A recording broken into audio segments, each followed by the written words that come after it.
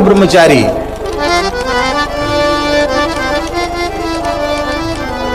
अहर्निश सदगुरु श्री विजय कृष्ण गोस्वामी ठाकुर की चरण संधि में रहकर साधन करने वाले, जैसा गुरुदेव कहते उसको अक्षर सब पालन करने वाले। उन्होंने कहा अपने अंगूठे पर ही दृष्टि रखना है तो और कहीं किसी को देखना नहीं, तो नहीं देखा। 24 घंटे में एक समय ही भोजन करना है, ठीक समय इतने समय, मुश्किल से 1.5 से 2 घंटे वे विश्राम में जाते थे, बाकी अहर्निश सेवा, अहर्निश साधन।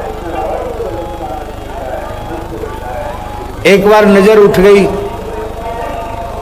और ठाकुर विजय कृष्ण गोस्वामी की ही पुत्री थी, 14 वर्ष की आयु थी उसकी, कुतु नाम था।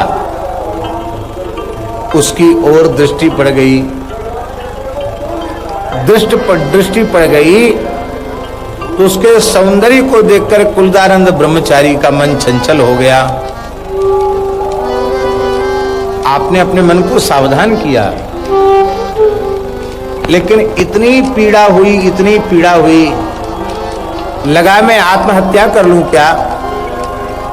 इतना साधन करने के बाद, सदगुरु भगवान के श्री अंग के 4-5 हाथ दूर रहने के बाद भी मेरे मन की ये दुर्दशा, इतना साधन करने के बाद भी। अरे साक्षात गुरुपुत्री है,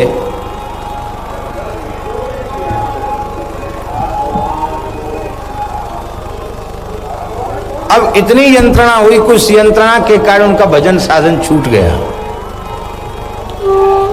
अपने आप को धिक्कार रहे थे बहुत ज्यादा। तब उन्होंने एकांत अवसर पाकर अपने दोष को ठाकुर के चरणों में रख दिया। मेरी ऐसी वृत्ति हो गई भगवान, मैं जीवित नहीं रहना चाहता। ठाकुर ने धैर्यपूर्वक हंसे और मुस्कुराए, बोले कुलदा चिंता मत करो, ये सब करने की आवश्यकता नहीं है, समय से सब ठीक हो जाएगा।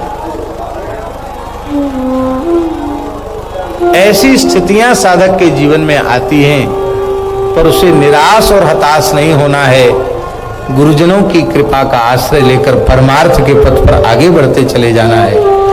देखो तुम चिंता मत करो, मैं भी जब ब्राह्म धर्म प्रचारक था, पंजाब गया तो एक 8-9 वर्ष की कन्या को मैंने देखा और प्रवचन के मध्य, उपदेश के मध्य देखा और मेरे मन में विकृति पैदा हो गई। प्रवचन को जैसे तैसे संपन्न किया, लेकिन रात्रि काल में मेरा मन ग्लानि से इतना भर गया कि अद्वैत महाप्रभु के वंश में जन्म लेने के बाद भी और धर्म प्रचार का ठेका लेने के बाद भी यदि तेरे मन की ऐसी वृत्ति है तो तुझे जीवित रहने का अधिकार नहीं है। तो कम से कम 100-125 मन भजन होगा एक पत्थर का। उस पत्थर से अपने आप को बांध करके रावी नदी में अर्धरात्रि को लुढ़कने के लिए गए। वो मर जाएंगे रावी नदी में डूब करके। शरीर से दुष्कर्म नहीं हुआ, मन का पतन हुआ। उसके लिए अपने आप को नष्ट कर देने का संकल्प किया उन्होंने। उसी समय एक फकीर सहसा प्रकट हो गए, उन्होंने शिला को अलग कर दिया और कसकर भुजाओं से बांध करके कहा कि तुम मरोगे नहीं, तुमको मरना नहीं है। क्यों?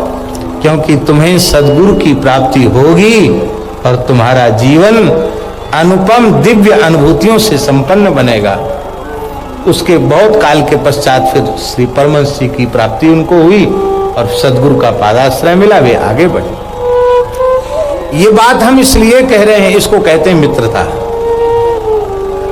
अब हैं गुरु शिष्य, लेकिन गुरु शिष्य होने के बाद भी जैसे मित्र अपना छिपाव नहीं रखता, क्या कोई सद्गुरु भी ऐसा हो सकता है जो अपने जीवन की एक ऐसी घटना का अपने शिष्य से वर्णन करे?